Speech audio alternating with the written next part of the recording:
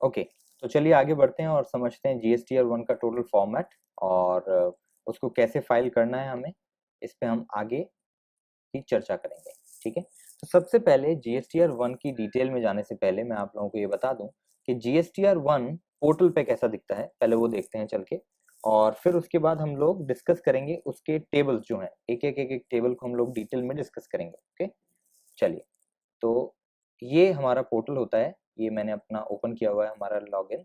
इसमें return dashboard पे जब हम जाएंगे तो यहाँ पर वो पूछेगा कौन सी रिटर्न आपको भरनी है, कौन से मंथ की भरनी है। तो लेट्स से 18-19 मार्च की मुझे रिटर्न भरनी है। ओके, फिर नीचे जाएंगे तो ये आपसे बोलेगा जीएसटीआर 1 भरनी है, 2A भरनी है, 3B भरनी है, आईटीसी क्लेम करना है। ये अभी हम लोग डिस्कस नहीं कर रहे हैं, टीडीएस टीसीएस और ये अभी हम सिर्फ ये डिस्कस कर रहे हैं, जीएसटीआर 1 भरना है। तो हमने गए प्रिपेयर ऑनलाइन पे कि हमें ये जीएसटीआर 1 भरनी है। ओके, अब देखिए यहाँ पर ये सारी चीजें बताएगा कि क्या क्या चीजें इसमें रिक्वायर्ड होती हैं। ठीक है, देखिए अब इसमें बहुत सारी टेबल्स दिखेंगी आपको। एक ये टेबल देखिए 4A 4B 4C 6B B2B की टेबल है, यानी कि business to business related invoices इसमें डालने हैं। B2C large, debit credit note, registered, amended B2B, export invoice, credit debit notes, amended B2C large, ये क्या है, ये इतनी सारी टेबल्स हैं। ये सारी टेबल्स में डेटा जाना चाहिए, राइट। तो बेसिकली इन टेबल्स में क्या क्या डेटा जाता है वो अब हम लोग डिस्कस करने वाले हैं। और एक शीट है हमारे पास, बेसिकली उसके अंदर ये सारी डिटेल लिखी हुई है। मैं उसके जरिए आप लोगों को ये समझाऊंगा कि इसको कैसे आपको करना है। ठीक है, तो let us start with that. चलिए, तो ये हमारी शीट है और I should get back to this, और ये मैं इस पे आ जाता हूँ। चलिए, लेट्स स्टार्ट। अब देखिए, सबसे पहला पॉइंट है B2B, 4A 4B 4C, ये जो टेबल आपको दिख रही थी B2B वाली टेबल। इसके अंदर सारे रजिस्टर्ड डीलर को जितना भी आपने मटेरियल सप्लाई किया है या सेल्स करी है, वो सारी चीजें इस डिटेल में आपको इस टेबल में दिखानी है, राइट। अब इसके अंदर क्या क्या सेक्शंस होते हैं, इसके अंदर बिल्कुल सिंपल चीजें हैं। देखिए B2B वाले में आपको दिखाना होता है इनवॉइस नंबर, ये बेसिक फील्ड्स हैं, ये बेसिक फील्ड आपको दिखानी पड़ेंगी। Invoice number, invoice date, customer का जीएसटी नंबर, ठीक है, HSN code, HSN SEC code, जो आपने सेल किया उस आइटम का HSN SEC code, taxable value, rate of tax, then CGST and SGST, right. ये B2B के केस के अंदर बेसिक वैल्यूज हैं जो आप लोगों को दिखानी पड़ेंगी, इसके बिना रिटर्न फाइल नहीं कर पाएंगे। ठीक है, तो बिजनेस टू बिजनेस तो सिंपल है कि जो आपने रजिस्टर्ड डीलर को बेचा या जिन लोगों ने आपका जीएसटी नंबर अपने आप लोगों को दिया है, वो सारी डिटेल्स उनकी इस उसमें जाएगी टेबल में। B2C लार्ज, B2C लार्ज होता है अगर आपने किसी सामने वाले को सेल्स की और उसने आपको बिजनेस टू कंज्यूमर है, यानी कि आपको जीएसटी नंबर नहीं दिया, but the sale value is above 2.5 lakh, यानी 2.5 लाख से ज्यादा है, 2.5 लाख रुपए से ज्यादा आपने सिंगल सेल करी है उस पार्टी को, तो उस केस में ये B2C लार्ज के अंदर आएगा। Single invoice is above 2.5 lakh, it is called as B2C large. Okay, now B2C small, जो 2.5 लाख रुपए से कम है, उनकी डिटेल इसमें आएगी, जिन्होंने आपको जीएसटी नंबर नहीं दिया। बिकॉज B2C है तो यानी जिन्होंने आपको जीएसटी नंबर नहीं दिया। लार्ज 2.5 लाख से ऊपर, स्मॉल 2.5 लाख से नीचे वाले इनवॉइसेस। अब अगर आप जीएसपी यूज करते हैं, कोई एएसपी यूज करते हैं इसके लिए, जैसे कि मैंने बताया क्लियर टैक्स है, आपका एचएनआर ब्लॉक है, इनके सॉफ्टवेयर जितने भी आते हैं उनको यूज करते हैं, तो आपको ये बाइफरकेट करने की जरूरत नहीं पड़ती। वो लोग क्या करते हैं, आपने उसमें डिटेल डाली, वो ऑटोमेटिकली सारी टेबल्स में डेटा फिल कर देगा। उनके स्टैंडर्ड फॉर्मेट है, आप उस स्टैंडर्ड फॉर्मेट में डेटा दे दीजिए उनको, वो ऑटोमेटिकली सारे ब्लॉक्स में डेटा फिल कर देगा। You just have to verify कि उसने ठीक किया है, और ऑब्वियसली सिस्टम ड्रिवन प्रोसेस है तो वो गलत नहीं होता। ठीक है, चलिए, then credit note, credit debit note, refund voucher 9B, इसमें क्या जाता है, देखिए इसके अंदर जाता है जो भी रजिस्टर्ड टैक्स पेयर थे आपके, यानी B2B वाले, उनको अगर सपोज उन्होंने माल रिटर्न कर दिया या आपकी सेल उनको पसंद नहीं है, आपने उनको रिफंड कर दिया पैसा, तो आपको उनको एक क्रेडिट नोट देना पड़ेगा, राइट? बिकॉज आप उनसे पैसा लेना चाहते थे बट अब आपको क्रेडिट नोट देना पड़ेगा। तो वो क्रेडिट नोट आपको इस सेक्शन में दिखाना है, only to for the registered person, registered tax payers, ठीक है। देन ये अनरजिस्टर्ड का यहाँ पर दिखाना है, CDNUR जो है अनरजिस्टर्ड, इनके लिए अलग से दिखाना है 9B इसके अंदर। Then export, supplies exported including deemed export. अब ये क्या होता है, अगर सपोज आप एक्सपोर्ट कर रहे हैं आउट ऑफ इंडिया, उसके इनवॉइसेस सेपरेटली दिखाए जाएंगे, क्योंकि उनके केस में उनके GST नंबर नहीं होते, ना ही वो रजिस्टर्ड, बेसिकली वो रजिस्टर्ड होते ही नहीं इंडिया में, और अनरजिस्टर्ड उन्हें कह नहीं सकते। तो एक्सपोर्ट की सेपरेट डेफिनेशन है, और आउट ऑफ इंडिया कोई भी चीज जा रही है तो उसको सेपरेटली दिखाया जाता है। सिमिलरली क्या होता है, SEZ यूनिट्स होती हैं, स्पेशल इकोनॉमिक जोन्स, उनके केस में भी उसको आउट ऑफ स्टेट माना जाता है। एक्सपोर्ट तो जरूरी नहीं माना जाता, आउट ऑफ स्टेट माना जाता है। तो अगर सपोज कीजिए आप महाराष्ट्र के अंदर कोई SEZ यूनिट है, मैं उसे मटेरियल सप्लाई कर रहा हूँ, तो मैं उस पर CGST SGST नहीं लगाऊंगा, मैं उस पर IGST लगाऊंगा, बिकॉज उसको आउट ऑफ स्टेट माना जाता है। ऐसी चीजें हैं, राइट? तो चलिए वो आगे देखेंगे अपन। Then advance tax. Advance tax ये होता है कि एडवांसेस जो आपने रिसीव किए on account of received of payment, sorry, received on payment before issuance of invoice. ये क्या होता है, ये देखिए कई बिजनेसेस होते हैं जो कि सर्विस के केस में एडवांस लेते हैं। देखिए गुड्स के केस में जो एडवांसेस होते हैं उन पे कोई GST पे करने की जरूरत नहीं है, बट जो सर्विसेज के केस में एडवांस होते हैं, जैसे कि हम होटल इंडस्ट्री की बात करते हैं, तो होटल में एडवांसेस आते हैं रूम्स के लिए, बिकॉज एक एक महीने आउट ऑफ इंडिया से लोग आते हैं, या कंपनीज बुलाती हैं, या XYZ जो भी रीजन है, कंपनीज बुक करके रखती हैं, और एक एक महीने का एडवांस दे देते हैं। बैंक्वेट हॉल होते हैं, वेडिंग फंक्शन होते हैं, उनके लिए एडवांस में बुकिंग होती है, तो एडवांस पहले ही आ जाता है। तो उस पर जो एडवांस वैल्यू होती है उसको इंक्लूसिव मानते हुए GST कैलकुलेट होता है, और GST सेम मंथ में पे हो जाता है जिस मंथ में एडवांस रिसीव हुआ है, राइट? तो ये एडवांस वाला लायबिलिटी आपको इधर टेबल में दिखानी है। ये एडवांस एडजस्टमेंट क्या होता है? एडवांस एडजस्टमेंट होता है, देखिए इसका एडवांस का एक प्रोसेस है, मैं आपको प्रोसेस बताता हूँ। सिंपल सा प्रोसेस होता है। सपोज कीजिए February 19 में एक कंपनी के पास सर्विस एडवांस की बात कर रहे हैं, देखिए गुड्स पे नहीं होता है एडवांस। तो फरवरी में एक कंपनी ए लिमिटेड से एडवांस आया 1,00,000 रुपीज, ठीक है। तो हम क्या करेंगे, February 19 में इसको हम मानेंगे इंक्लूसिव ऑफ GST, राइट? हम इसको मानेंगे इंक्लूसिव ऑफ GST। तो inclusive of GST let's say 18% हम GST चार्ज करते हैं, तो हमने माना कि इसमें 18% इंक्लूड है, तो हम क्या करेंगे, डिवाइड बाय 118 इंटू 100 इंटू 18% इस पे हम मानेंगे GST है 15,254। सिंपल है कैलकुलेशन, 1,00,000 डिवाइड बाय 118, क्योंकि इंक्लूसिव ऑफ टैक्स है, इंटू 18, ठीक है। तो इससे ये 15,254 आ गया GST। अब ये दो पार्ट्स में डिवाइड हो जाएगा, बेसिकली CGST एंड SGST। अब हम इसको दो पार्ट्स में डिवाइड करते हैं, 7627 7627, ठीक है। और ये गवर्नमेंट को हम जमा करा देंगे in the month of February। But अब क्या होगा, ये आपने जमा करा दिया मार्च के अंदर, मार्च 19 में उसने जो एडवांस दिया था, वो सपोज कर लेते हैं वेडिंग के लिए दिया था, उनके वेडिंग थी किसी की, तो उन्होंने वेडिंग के लिए दिया था 1,00,000 रुपए एडवांस। अब उनकी वेडिंग हो गई, तो जैसे ही वेडिंग हुई उस टाइम पे इनवॉइस जनरेट हो जाता है, राइट? और जैसे इनवॉइस जनरेट होता है तो टैक्सेस ऑटोमेटिकली कैलकुलेट हो गए। तो लेट्स से वेडिंग फंक्शन की वैल्यू हुई 2,00,000 रुपीज, 2,00,000 का इनवॉइस जनरेट हो गया, उस पर टैक्सेस लग गए 18% के हिसाब से। ये तो मेरा रेवेन्यू हो गया, 2,00,000 पे 18%, 36,000 का मेरा टैक्स हो गया, GST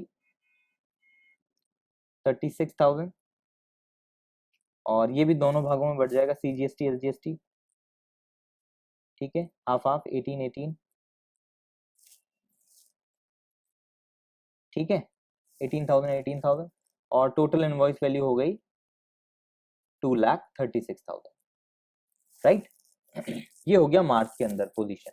अब वो जो हमने एडवांस पे जब GST पे कर रखा है, तो जब इनवॉइस जनरेट हो गई, बेसिकली पैसा इसी के लिए आया था, तो हम इसमें से कुछ टैक्स तो ऑलरेडी पे कर चुके हैं ऊपर, एडवांस मान के, एडवांस पे इंक्लूसिव मान के, राइट। तो हमें एडवांस को एडजस्ट करना होता है, बिकॉज बुक्स में भी यही एंट्री होती है। बुक्स में क्या होता है, आपने जब एडवांस लिया उस टाइम वो एडवांस आपके बुक्स में खड़ा हो गया आके, राइट, आपकी लायबिलिटी हो गई, और उस पर आपने इंक्लूसिव ऑफ जीएसटी मान के एंट्री पास करके जीएसटी की लायबिलिटी बनाई, इधर एक असेट खड़ी करी और उसको जीएसटी पे कर दिया। अब जब मार्च में बिल बन गया तो हम क्या करते हैं, टोटल एडवांस को रिवर्स कर देते हैं। जितना भी एडवांसेस था पूरा का पूरा रिवर्स हो जाएगा, उसके फोलियो में जाएगा कि 2 लाख रुपीज, तो टोटल बिल हुआ 236 का, 1 लाख ऑलरेडी रिसीव्ड है, तो 136 और हम उनसे लेंगे, राइट। यही कैलकुलेशन करते हैं नॉर्मली, तो हम 1 लाख पूरा एडवांस रिवर्स कर देंगे। तो एडवांस एडजस्टमेंट का मतलब होता है जो एडवांस रिवर्स हुआ उस पे जीएसटी की लायबिलिटी को कम करना, राइट। तो अभी अगर मार्च में मैं जीएसटी की लायबिलिटी पे करूंगा तो कैसे कैलकुलेट होगी, मेरा जीएसटी लायबिलिटी होगी 36,000, इसमें से सीजीएसटी 18, एसजीएसटी 18, ठीक है, लेस जो हम ऑलरेडी पे कर चुके हैं एडवांस पे, एडवांस एडजस्टमेंट, इस पे हम ऑलरेडी पे कर चुके हैं कितना, 7627, 15,000, 15,254, 15,254 ये हम पे कर चुके हैं, 767 जो भी था, 7.67 ये हम ऑलरेडी पे कर चुके हैं। तो नेट लायबिलिटी हमारी कितनी बची, माइनस 15,254 इज 20,746। ये नेट लायबिलिटी हम लोग पे करेंगे in the month of March. This is called advance adjustment. Okay, I hope clear हो गया होगा। आगे चलते हैं, ये एडवांस एडजस्टमेंट, तो एडवांस एडजस्टमेंट में हम लोग क्या करते हैं, जो ये टोटल एडवांस एडजस्ट हुआ है इसको टोटल वैल्यू दिखाएंगे, आई मीन टू से एडवांस एडजस्टमेंट में दिखाएंगे 1 लाख रुपए नेगेटिव हो गया ना, तो एडवांस एडजस्टमेंट में 1 लाख और इस पे जीएसटी जो भी कैलकुलेट हो रहा है, सॉरी 1 लाख नहीं दिखाएंगे, हम दिखाएंगे 1 लाख डिवाइड बाय 118 इंटू 100, 84,745 दिखाएंगे, 84,745, फिर इस पे 18% जीएसटी अलग से दिखाएंगे। तो बेसिकली ये नेगेटिव वैल्यूज होती हैं, जो कि यही आएगा 15,254, तो ये नेगेटिव वैल्यूज होती हैं, वो एडवांस एडजस्टेड में आ जाती हैं। ओके, चलिए आगे बढ़ते हैं। ओ सॉरी, हाँ, exempted, nil rated and non GST. अब देखिए एग्जेम्प्टेड, निल रेटेड, नॉन जीएसटी क्या होता है। एग्जेम्प्टेड, निल रेटेड, नॉन जीएसटी का मतलब होता है कोई भी ऐसा आइटम कि आप सेल करते हैं जो कि जीएसटी में एग्जेम्प्ट है, या फिर नॉन जीएसटी आइटम है, मतलब जीएसटी के परव्यू में ही नहीं है। अब आप होटल में ही बात करेंगे तो लेकर जो है इस पे अभी भी वैट लगता है, sorry,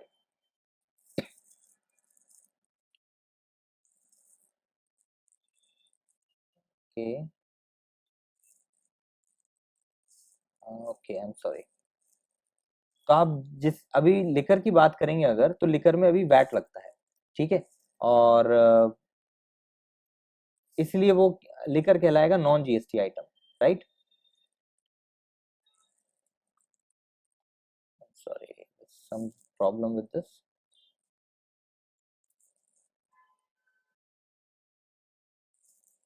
okay, will deal with this.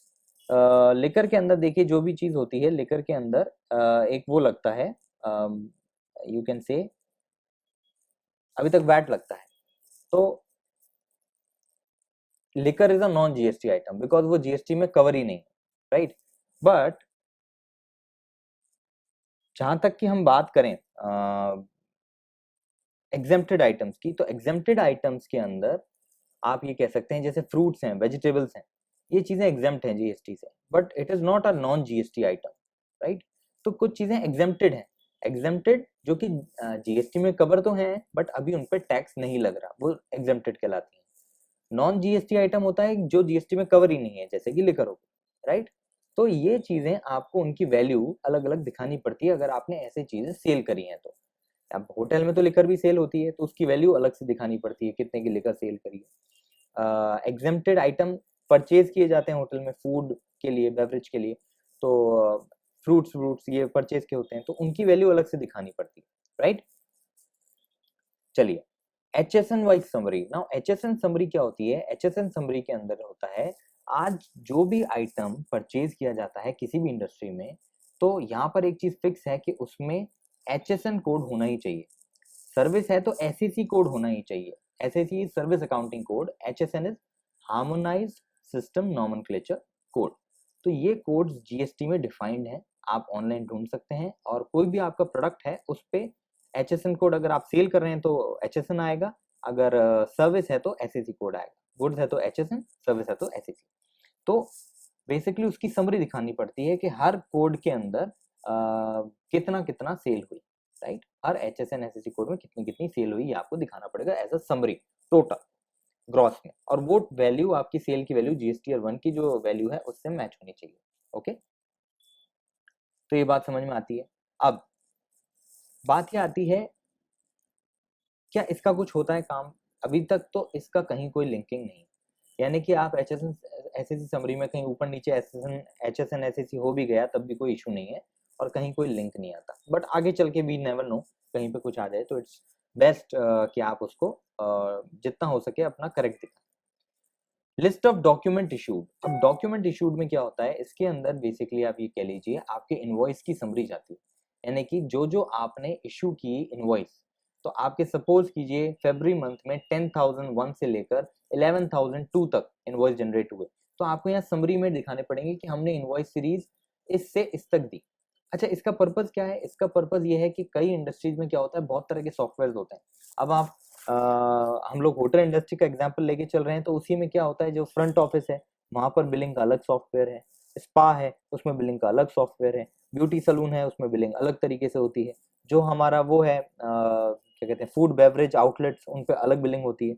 तो सबकी सीरीज अलग चलती है, राइट। तो उन सबकी सीरीज अलग अलग अलग अलग, सारी सीरीज कहाँ से स्टार्ट और कहाँ से खत्म हो रही है एक पर्टिकुलर मंथ में, वो यहाँ पे दिखानी पड़ती है, राइट। एडवांस आपने रिसीट लिया उसकी अलग सीरीज। तो ये जितनी भी सीरीज आपकी चल रही है इनवॉइसेस की, वेदर एडवांस रिसीव्ड की, इनवॉइसेस की, वो सारी आपको यहाँ पे दिखानी है, राइट। परचेज का कोई लेना देना नहीं है, ये सेल्स की बात हो रही है।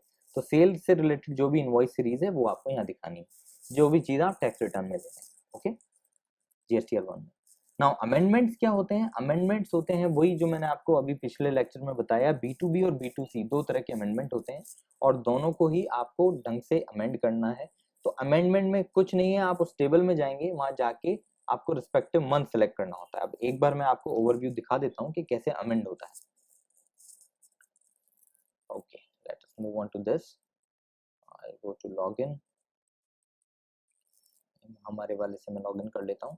ऑल्दो इसमें कोई ट्रांजैक्शन नहीं है, ये सिर्फ एक अभी तक नॉर्मल अकाउंट है, इसमें कोई ट्रांजैक्शन नहीं हुआ है, बट फिर भी मैं आप लोगों को एक बार बता देता हूँ। रिटर्न डैशबोर्ड में आप जैसे ही जाएंगे, तो अब जैसे अब हम मार्च की रिटर्न फाइल करेंगे, फरवरी की तो फाइल कर चुके हैं, इसमें GSTR 1 पे प्रिपेयर ऑनलाइन में जाएंगे।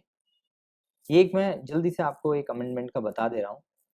अमेंडेड B2B इनवॉइस, अब वही है, B2B है B2C है, कैसा अमेंडमेंट करना है वो आपको यहाँ जाके करना है। तो आप जाएंगे तो ऑटोमेटिकली आपको मिल जाएगा, B2B में जाए, राइट।